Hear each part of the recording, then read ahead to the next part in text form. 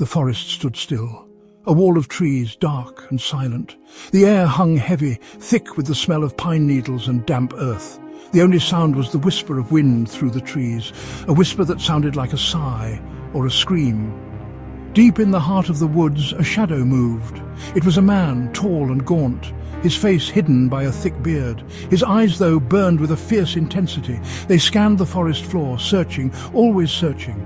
He was a man named Caleb, and he knew these woods better than any man alive. He had lived here all his life, alone except for the companionship of the trees and the creatures that called them home, and his dog, Jasper. But Jasper was gone. Caleb clutched the dog's collar in his hand. The leather was worn smooth, a testament to the years they had spent together. Jasper wasn't just a pet. He was Caleb's family, his only companion in this desolate world. He had woken to find the cabin door ajar, the morning air unusually still. No happy bark greeted him, no thump of a tail against the wooden floorboards, just an empty space where his loyal companion usually slept. Panic had risen in his chest, cold and sharp. The woods had taken Jasper, he just knew it, stolen him away, swallowed him whole, and Caleb would not rest until he found him. Days bled into nights. Caleb scoured the woods, his search growing more desperate with each passing hour. He knew every inch of this forest, every twist and turn, every hidden hollow. Yet Jasper remained lost to him. Desperation morphed into a chilling resolve. If the woods had taken Jasper, then Caleb would make the woods pay. He began to set traps, his knowledge of the terrain twisting into something sinister. Snares of razor-sharp wire, hidden pitfalls studded with sharpened stakes. He baited them with scraps of meat, his heart growing colder with each one he set. A young couple, Sarah and Mark, stumbled through the undergrowth. They were lost, their GPS dead, their map long gone. They had been hiking for hours, their initial excitement replaced by a gnawing fear. They heard a bark, faint but distinct. Hope surged through them. Where there was a dog, there had to be civilization.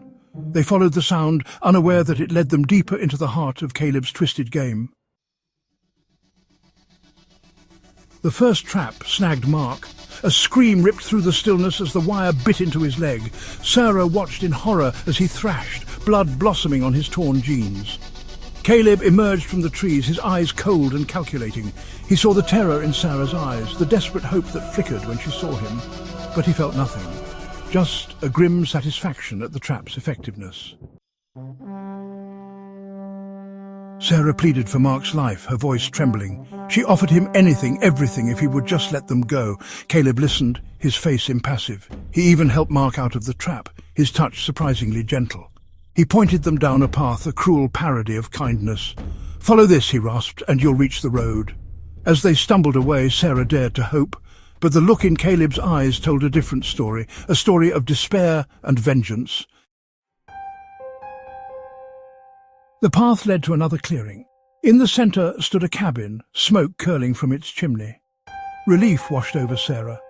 They were saved. But as they drew closer, a bone-chilling realization dawned on them. The clearing was littered with bones, animal bones, and a single weather-beaten dog collar lay discarded on the ground. Caleb stepped out of the trees behind them. He wouldn't leave, he said, his voice a low growl. He never would. He raised his rifle, his finger tightening on the trigger. Sarah closed her eyes, waiting for the inevitable, but the shot never came. A sound, faint but familiar, cut through the silence. A whimper. Caleb froze, his entire body tense. He lowered the rifle, his eyes searching the tree line. Jasper? A small, scruffy figure emerged from the trees. The dog was thin, mud-caked, but his tail wagged tentatively. He whined again, his eyes fixed on Caleb. Caleb stared at the dog, his face unreadable. The anger, the despair, the madness that had consumed him for days seemed to drain away, replaced by a flicker of something akin to relief. Or maybe it was just exhaustion. He knelt down, his hand outstretched. "Jasper," he whispered, his voice hoarse with emotion. The dog took a hesitant step forward, then another. Finally, he was close enough to lick Caleb's hand. The woodsman wrapped his arms around the dog, burying his face in his fur. Sarah and Mark watched this reunion, their own terror giving way to a mixture of confusion and pity. They slowly backed away, their eyes never leaving the solitary figure embracing his lost companion. As they disappeared into the trees, the only sound was the soft whimpering of a dog and the ragged breathing of a man who had finally found what he was looking for.